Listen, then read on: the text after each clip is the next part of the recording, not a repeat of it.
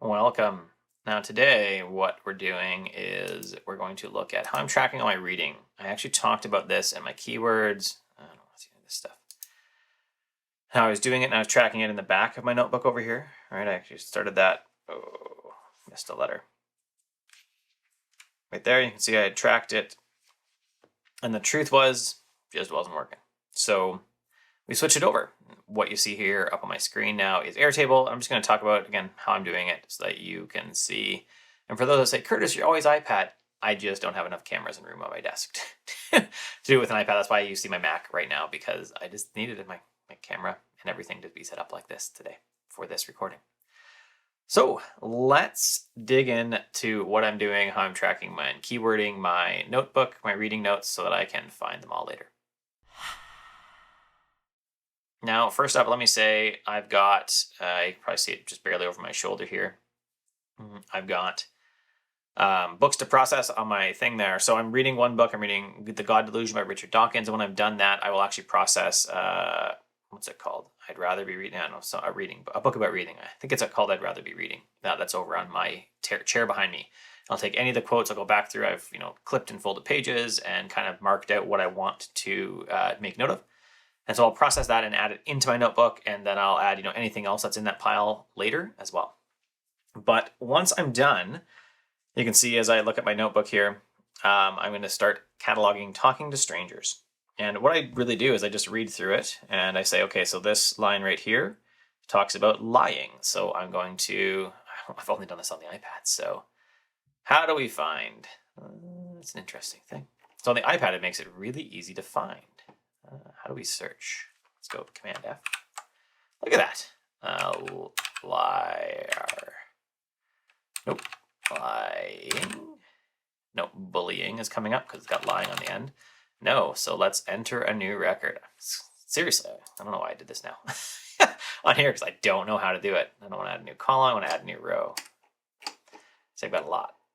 There you go. Add a new row at the bottom. So I'm going to add lying. And it's going to be tagged as, so this is my 20, just type 2020 R1, and this is page down the bottom corner 55. That's lying, done. So now I can go here, and I can also do liar, and that is again 2020 R1 55. Done. So that has now been tagged. So this is sorted by name, which is why it's, why they went up to L now. So those should still be in L. You can see I've got lots of, dual tags. 2019 R2 24 and 2019 R2 26. This way it can span years, right? 2019 R2 is my second reading notebook for 2019, and then 2020 R1. I think that's fairly self-explanatory. So they should be under my L's now. All right, liar.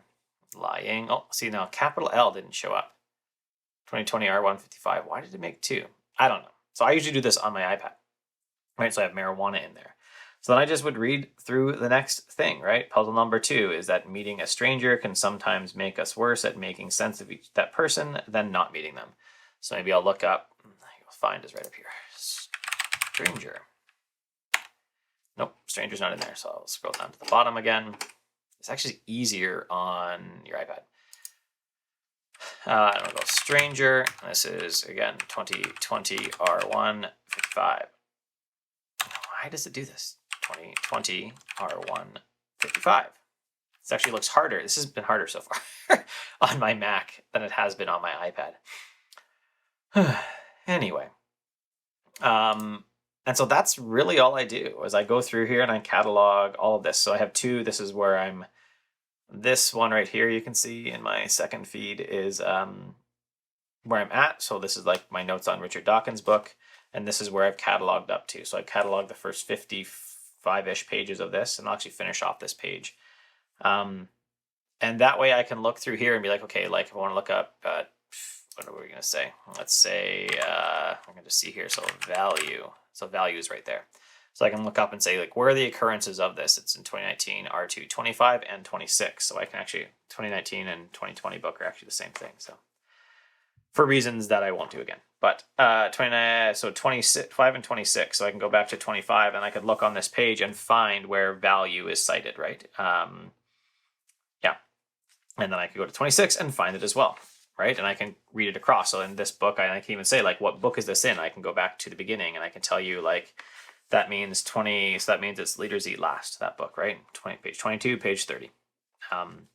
So that way I can catalog them and I can keep track of where I'm at for my reading and my cataloging, so that when I come back, right, I can look up, say, trigger warnings, or right there, I can look up success. I've got success in a few spots. And I have a few other books that I need to go through and recatalog like this so that I can find all of their notes on it. Yeah, and that also means I'm not copying out. I used to copy out, like type out my entire notes for books, and I'm not doing that anymore. I'm leaving it in my notebook and I'm referring back to my notebook as needed when I have information I want to grab again. If you take notes on books, I'd love to know how you do it, what you do to keep your notes current so you can go back and reference them. This book will include like fiction books. Any like a good quote in a fiction book would come in here. Would just, I'd put it over on my my chair back there and get it processed.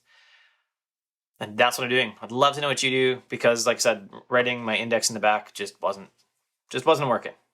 Looks nice. I'd love to go all analog, but it just did not feel like it was working. It felt like it was going to become like I had to go grab another notebook that was only the index, and it wouldn't be alphabetical, so I'd like have to scan through all the entries in C to find out if there was the thing I wanted there.